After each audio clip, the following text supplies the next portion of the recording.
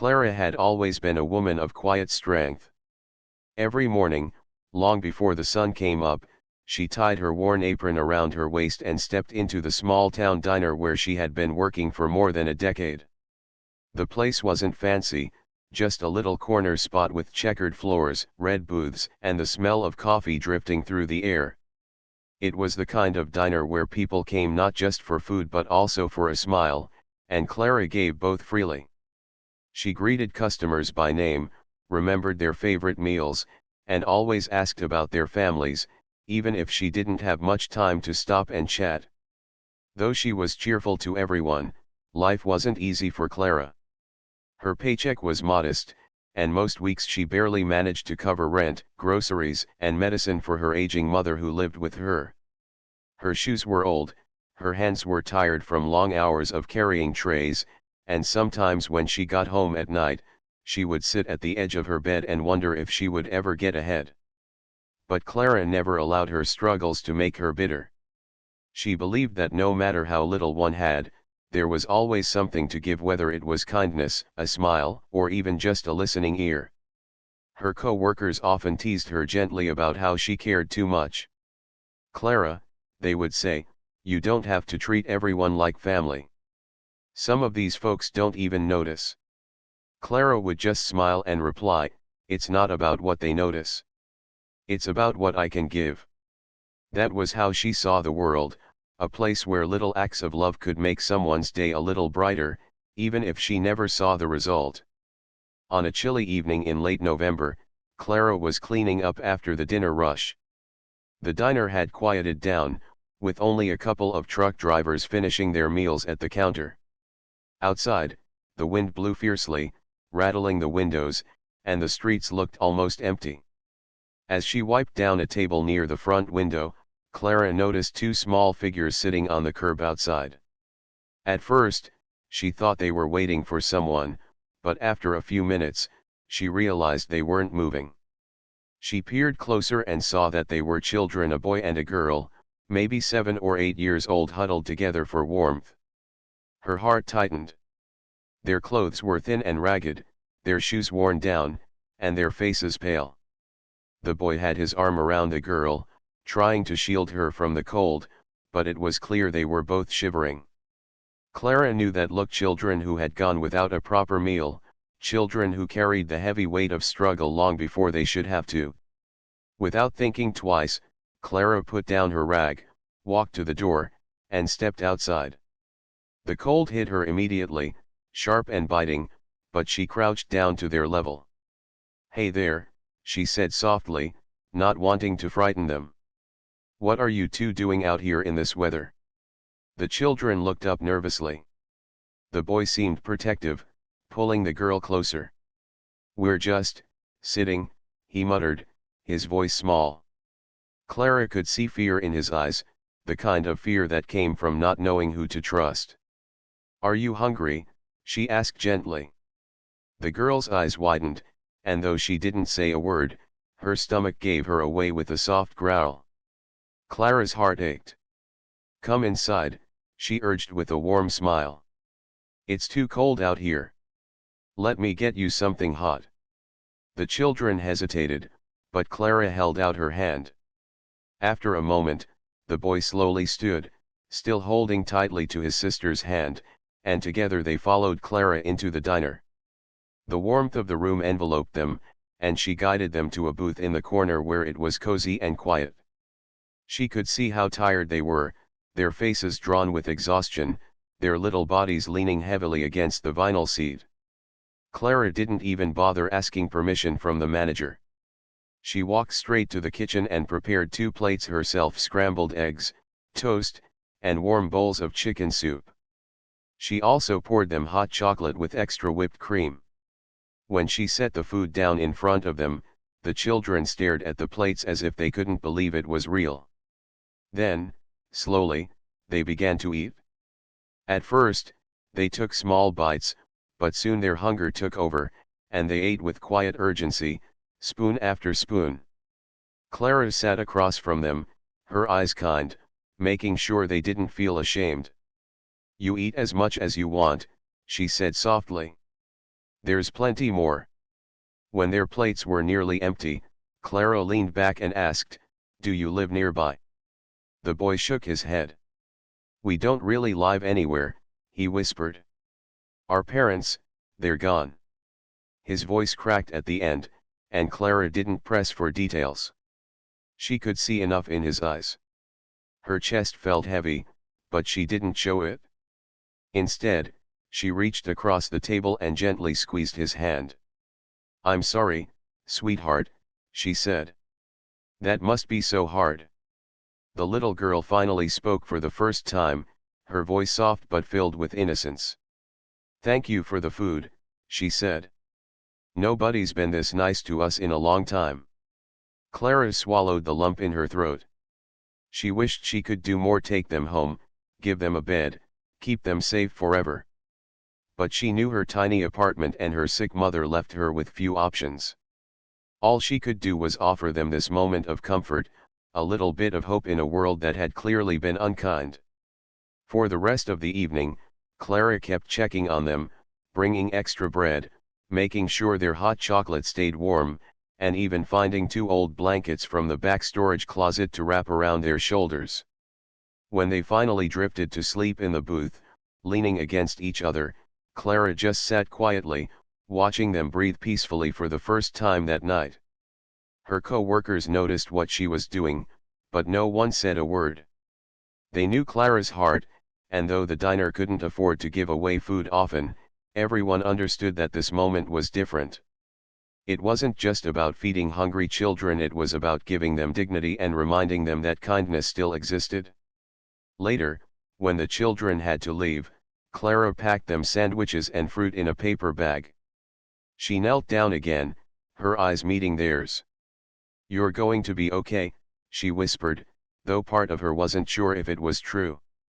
"Just remember, no matter how hard things get, there are people in this world who care. Don't forget that." The boy nodded silently, and the little girl reached out to hug Clara tightly before they walked into the night. Clara watched them go until they disappeared down the street, her heart breaking but also strangely full. She didn't know their names, didn't know where they would go, and didn't know if she would ever see them again. But what she did know was that in that moment, she had done what she could. As she locked up the diner later that night and walked home under the cold stars, Clara whispered a small prayer for the children. She hoped that somewhere, somehow, life would lead them to a safer place. She never imagined that this single act of compassion would come back to her in a way she could never dream of. The following days after Clara first met the 2 children stayed in her mind like a picture she couldn't erase. She tried to focus on her work at the diner, but each time she poured coffee or wiped down a table, she found herself thinking about the boy and the girl. Their tired eyes, their small hands clutching the spoons as if it might be their last meal, and the quiet way they had thanked her, these memories clung to her heart. Clara had served hundreds of people over the years, but very few had left such an impression. She wondered if they had found a place to stay or if they were still wandering the cold streets. Sometimes, when she walked home after her shift, she looked around carefully, half hoping to see them again. On some nights she thought she caught a glimpse of 2 small figures in the shadows, but by the time she blinked, they were gone. Then, 1 week later, her wondering was answered. It was another cold evening, and the diner was busy with customers trying to escape the chill. The door opened, and to Clara's surprise, the 2 children walked in. Their clothes were the same, still worn and thin, but their faces lit up when they saw her. The boy, still cautious, guided his sister to a seat, and Clara rushed over with a smile that warmed her own heart. "You came back," she said softly, as if afraid they might disappear again. The girl nodded and whispered, "We were hoping you'd be here."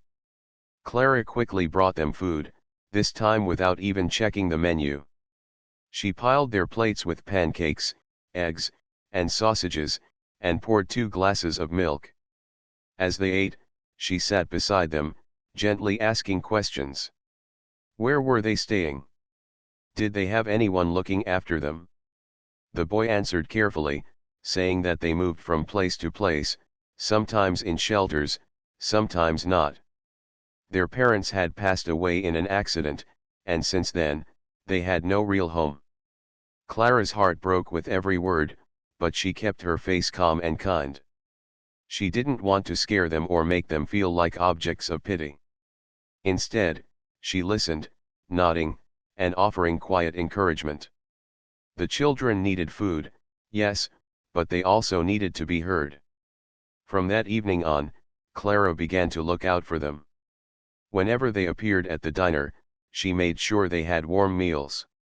Sometimes she gave them leftovers packed in paper bags, and other times she found little things, scarves, gloves, socks that she could spare and passed them along. Her co-workers noticed, but no one tried to stop her. They understood that Clara's compassion was as much a part of the diner as the smell of coffee and fresh pie. The children began to trust her.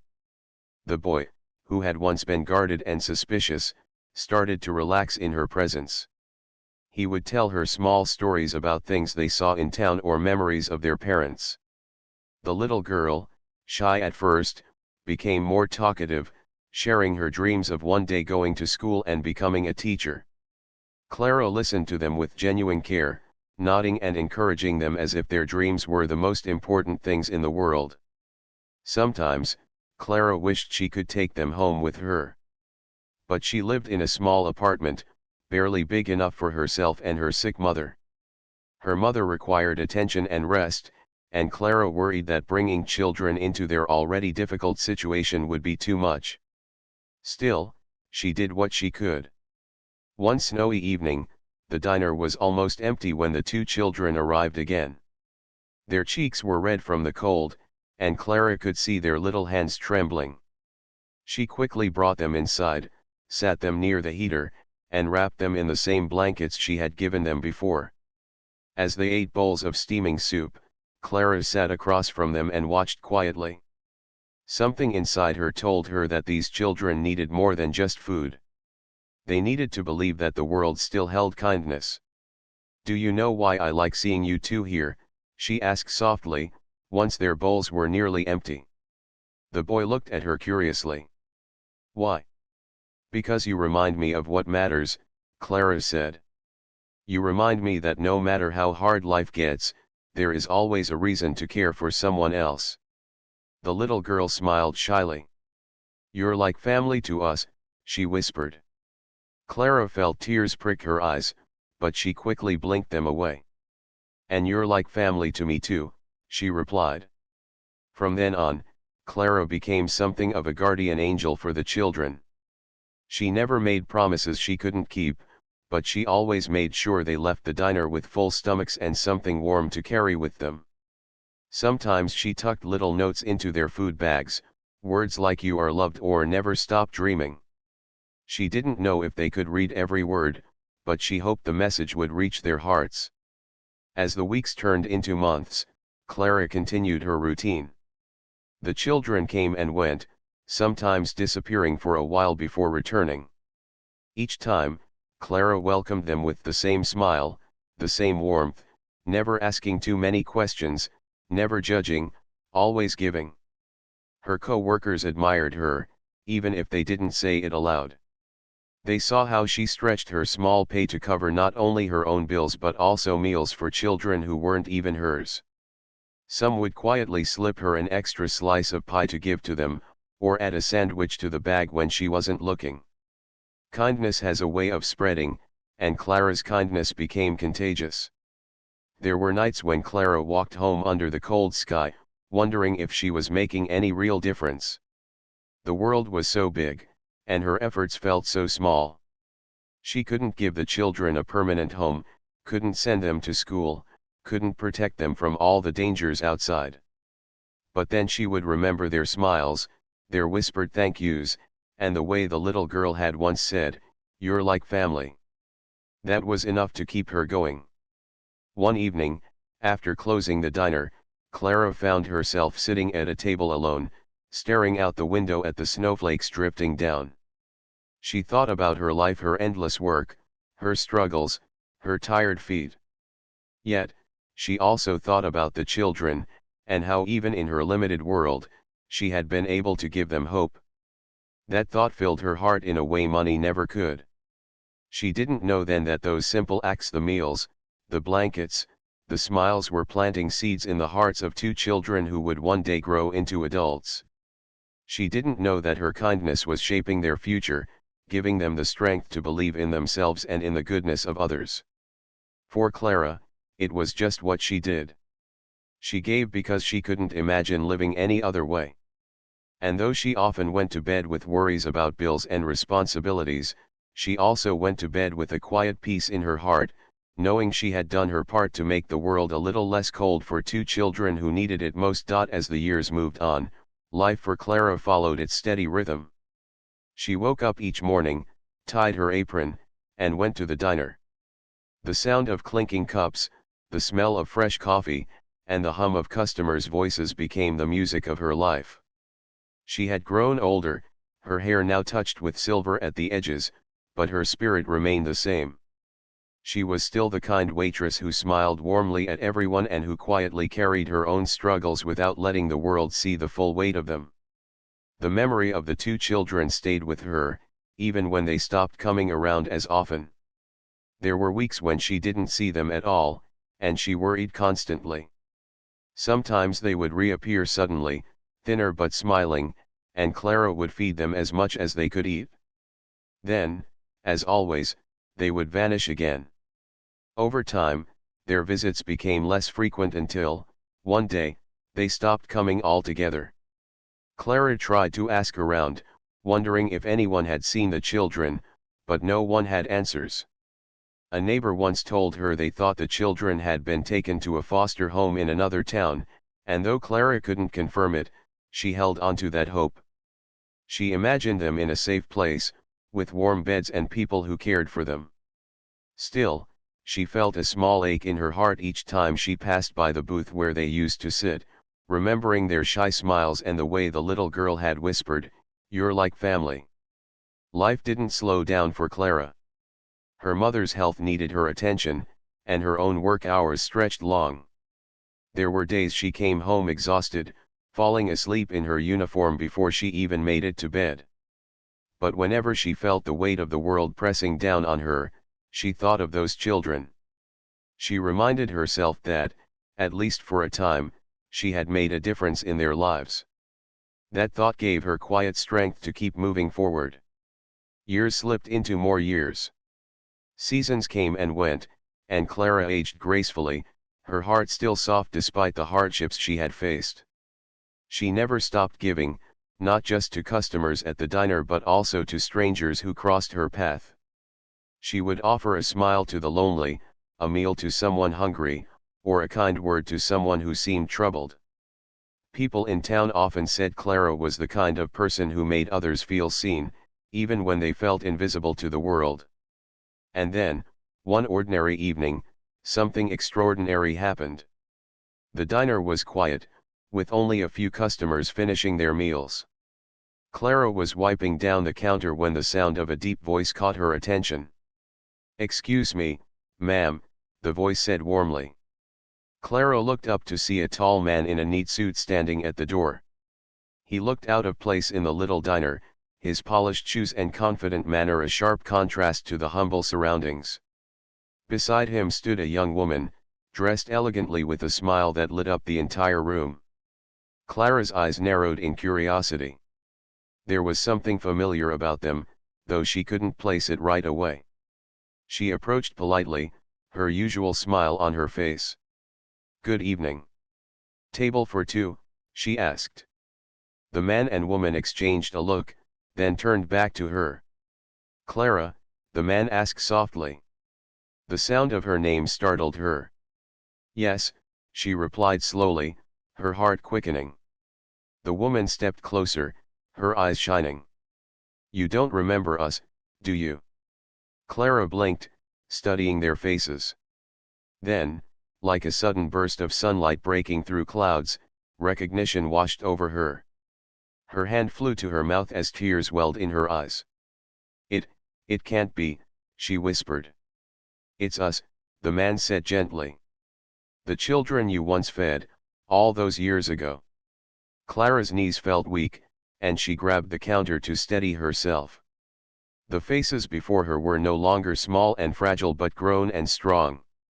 The boy she had once seen as a protector for his little sister now stood tall, confident, and successful. The little girl who had once whispered thanks through trembling lips now smiled like a woman who had found her place in the world. She shook her head in disbelief, tears sliding down her cheeks. "I don't believe it," she said, her voice breaking. "You came back." The young woman nodded. "We never forgot you. You gave us food when we were starving, warmth when we were freezing, and kindness when the world felt cruel. We always promised ourselves that one day, if we made it, we would find you again." The entire diner grew quiet, customers turning to watch the reunion unfold. Clara, overwhelmed with emotion, reached out and touched their hands, as if to make sure they were real. "Look at you," she whispered. "Look at what you've become." The man smiled. "We became who we are because of people like you. You gave us hope when we needed it most." They insisted on sitting down, and Clara, though still stunned, brought them coffee and pie. As they ate, they shared their story. After being placed in foster care, they had eventually found stability. They went to school, studied hard, and pushed themselves to succeed. The boy, now a man, had become a businessman, while his sister had pursued education, becoming a teacher. Both had built lives filled with meaning, and through it all, they carried the memory of a kind waitress who once treated them like family. Clara listened with tears streaming down her cheeks, her heart swelling with pride. She had always wondered what became of them, prayed they had found a better life. To see them now, sitting across from her, was more than she could have ever dreamed. Before they left, the young woman leaned across the table and held Clara's hands. "This isn't the end," she said. "We came back to thank you, but also to tell you that you are still part of our lives. We want you to know that we'll always be here for you, just like you were there for us." Clara could hardly speak. Her throat felt tight, and all she could manage was a whisper. "You don't know how much this means to me." As they stood to leave, the man said with a smile, "This is only the beginning." When the door closed behind them, Clara sat quietly at the counter, her heart racing. She didn't know exactly what they meant, but she felt deep down that her life was about to change in ways she couldn't imagine. For years, she had given without expecting anything in return. Now, it seemed, the seeds she had planted long ago were finally blooming. What Clara didn't know was that the man and woman had already begun planning something extraordinary for her, something that would shake the entire town and remind everyone of the power of kindness. Clara thought about that night in the diner for days. She could still see their faces clearly, no longer the thin, frightened children she once knew, but grown adults with confidence and warmth in their eyes. She felt proud, but she also felt something else, a sense of wonder that her small act of kindness all those years ago had stayed with them. Life had moved forward for her in the same quiet rhythm, but for them, it had turned into something greater. She didn't expect to see them again so soon, but she carried the memory of their visit like a secret treasure in her heart. It was a quiet Saturday morning when the extraordinary happened. Clara was at home, preparing breakfast for herself and her elderly mother. The smell of oatmeal filled the kitchen, and the radio hummed softly with an old tune. Outside, the town was just beginning to stir awake, the streets still calm. Suddenly, Clara heard a loud, distant rumble. At first, she thought it was thunder, though the sky outside was clear blue. But the sound grew louder, shaking the windows and rattling dishes in the cupboard. Her mother, startled, looked up from her chair. "What on earth is that noise?" she asked nervously. Clara rushed to the window, pulling back the curtain. What she saw made her heart nearly stop. A helicopter was circling above her neighborhood, lowering slowly toward her street. The blades cut through the air with a powerful rush, sending leaves and dust swirling in all directions. Neighbors came rushing out of their houses, shielding their eyes as they stared in shock. Nothing like this had ever happened in their quiet town. The helicopter finally descended, landing right in front of Clara's small home. The force of the wind shook the trees, and children squealed in amazement while adults whispered in disbelief. Clara stood frozen, her hand gripping the curtain, her heart pounding wildly. Why on earth would a helicopter be landing at her house? Her front door rattled as someone knocked firmly. Still dazed, she opened it, and there they were, the same two faces she had seen in the diner not long ago. The boy, now a man in a crisp suit, and the girl, now a graceful woman in a neat dress, stepped forward with bright smiles. "Clara," the man said warmly over the roar of the fading blades. "We told you this was only the beginning." Clara's mouth fell open. "What is all this?" she asked, barely able to find her voice. The woman stepped closer and took her hand. "We came to show you how much you mean to us. You gave us hope when we had nothing, and we want to give back to you. Please, come with us." Before Clara could even protest, her neighbors began cheering and clapping, encouraging her to step outside. Everyone's eyes were on her. She felt overwhelmed, embarrassed even, but the sincerity in the faces of the two people before her calmed her fears. She turned to her mother, who was watching from the doorway with wide eyes. Her mother nodded gently, giving her silent permission to go. Clara took a deep breath and stepped forward. The man offered his hand to help her climb into the helicopter. As she settled inside, the woman sat beside her, holding her hand like a daughter might. The engines roared again, and the helicopter lifted off the ground. Clara looked out the window, watching her little house shrink below, her neighbors waving and pointing in amazement. Her heart raced with both fear and excitement. "Where are you taking me?" she asked, her voice trembling. The man smiled. "Somewhere you deserve to be." The helicopter flew over the fields, the town becoming smaller and smaller until it looked like a toy village from above. Clara pressed her forehead to the glass, unable to believe she was flying in a helicopter. She had spent her life walking to work, riding buses, and saving every penny. Flying above the earth like this was something she had never even imagined for herself. The flight lasted about half an hour, though it felt like only moments. Finally, the helicopter descended into a wide open area just outside the city. Clara's eyes widened as she saw what waited below, a beautiful house, large and welcoming, surrounded by green lawns and flowers. It wasn't a mansion that shouted wealth, but it was grand compared to anything Clara had ever known. The house seemed to glow in the sunlight, its windows sparkling, and the garden bursting with color. When the helicopter landed, the woman helped Clara step out. Her feet touched the soft grass, and she stood frozen, staring at the house. "What is this place?" she whispered. "It's yours," the man said simply. Clara turned sharply to face him. "Mine?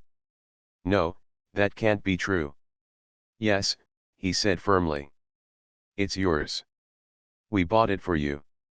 You gave us food when we were starving, comfort when we were scared, and kindness when we felt alone. That kindness saved us. Without you, we don't know if we would be standing here today. This house is our way of saying thank you." Clara shook her head, tears streaming down her cheeks. "I can't accept this," she said softly. "I was just doing what anyone should do." The woman held her shoulders gently and looked into her eyes. "Not everyone would have done what you did. Some people looked away, but you didn't. You saw us. You treated us like family. That changed everything for us. Please, let us do this for you." Clara's knees weakened, and she covered her face with her hands, overcome with emotion.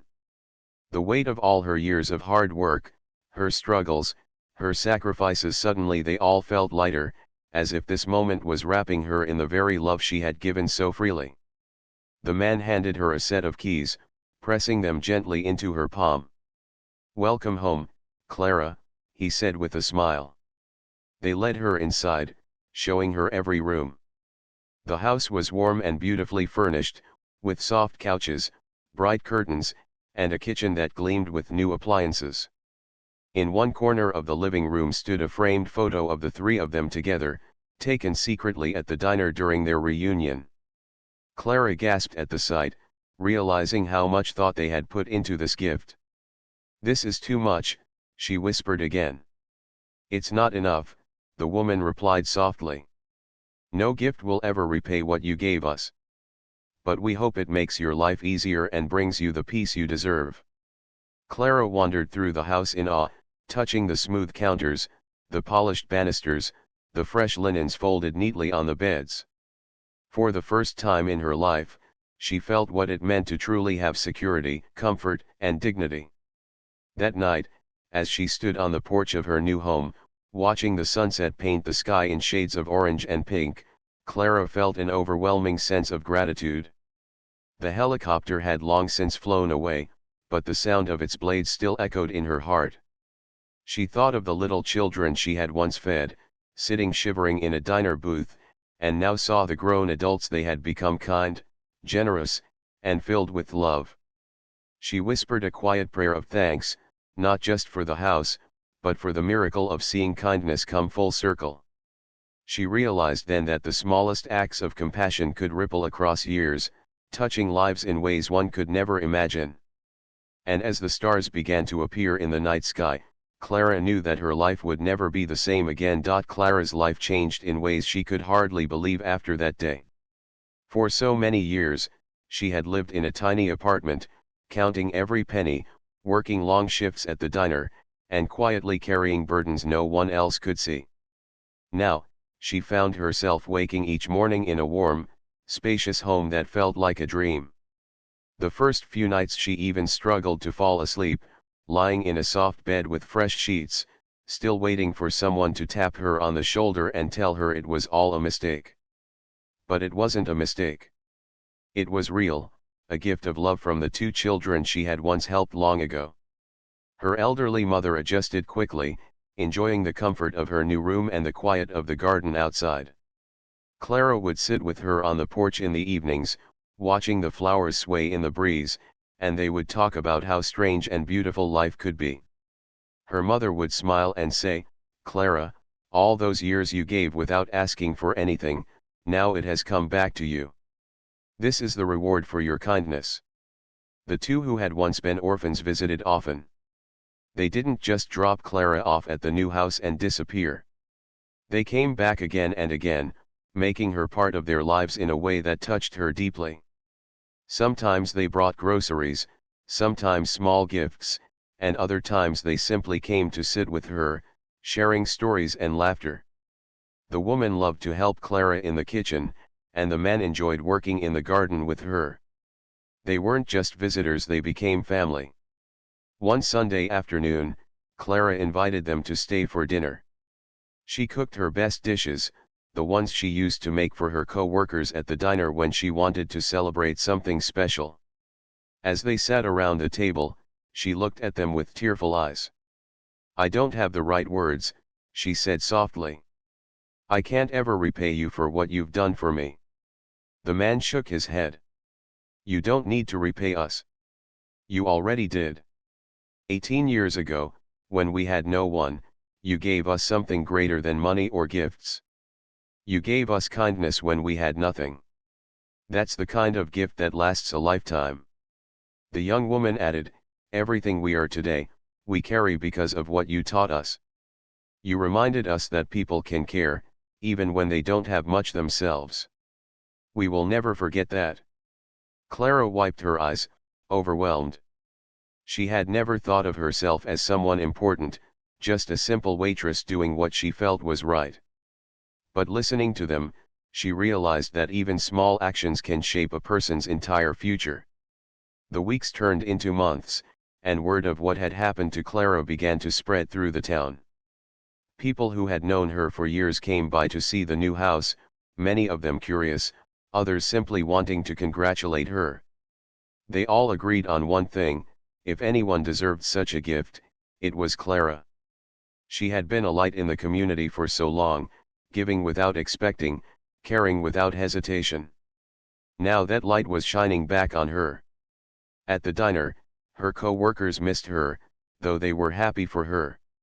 Clara still visited often, sometimes bringing treats for everyone or sitting in her old booth with a cup of coffee. Customers who remembered her as the friendly waitress would come over, hugging her and asking her to share the story again. She would smile shyly and say, "I only did what my heart told me to do. The rest was just life's surprise." Her days became filled with peace and joy she had never known before. She tended to her garden, baked pies in her new kitchen, and hosted neighbors and friends. Her health improved because she no longer carried the stress of endless bills and exhaustion. She even started volunteering at a local shelter, helping children who reminded her of the boy and girl she had once fed. Each time she handed a plate of food to a child, she felt the same warmth in her heart, knowing that even small gestures could change someone's path. One afternoon, as she stood in the shelter, she saw a young boy eating quietly in the corner, his eyes full of the same sadness she had once seen before. Clara walked over, placed a gentle hand on his shoulder, and said, "Eat, sweetheart. You're safe here." The boy looked up at her with wide eyes, and she smiled, realizing she was now passing on the same kindness she had given years ago, the kind that had come back to bless her in ways she never imagined. Her bond with the two orphans, now grown, deepened as the years went by. They included her in family gatherings, birthdays, and holidays. They introduced her to their friends as the woman who saved our lives. At first, she felt embarrassed by the title, but eventually, she accepted it with grace. To them, she wasn't just a kind stranger anymore. She was their mother in spirit, the person who had reminded them what love looked like when the world seemed empty. One evening, as they all sat together on the porch watching the sunset, the man said softly, "Clara, we once told ourselves that if we ever succeeded, we'd come back for you. But what we realized is that we never left you behind. You were always with us, in our hearts, guiding us through the hard times. We just had to find you again." Clara's eyes filled with tears as she reached out and squeezed their hands. "And I never stopped thinking of you," she whispered. "I always prayed you found your way. To see you here, to see the people you've become, that is the greatest gift of all." The helicopter landing at her home had been a shock to everyone, but to Clara, it became a symbol of something much larger. It wasn't just a dramatic entrance, it was a reminder that acts of kindness never disappear. They travel across time, growing quietly in the hearts of those touched by them, until one day they return, often when least expected. Clara never sought wealth or recognition. She only wanted to live kindly and care for those around her. Yet now she had both security and love beyond measure. She spent her later years not in worry or hardship, but surrounded by the family she had unknowingly created through her compassion. And every night before she went to sleep, Clara whispered the same prayer she had whispered all those years ago after feeding two hungry children: "Let them be safe. Let them be loved." Only now, she knew that prayer had been answered in ways more beautiful than she could have ever imagined.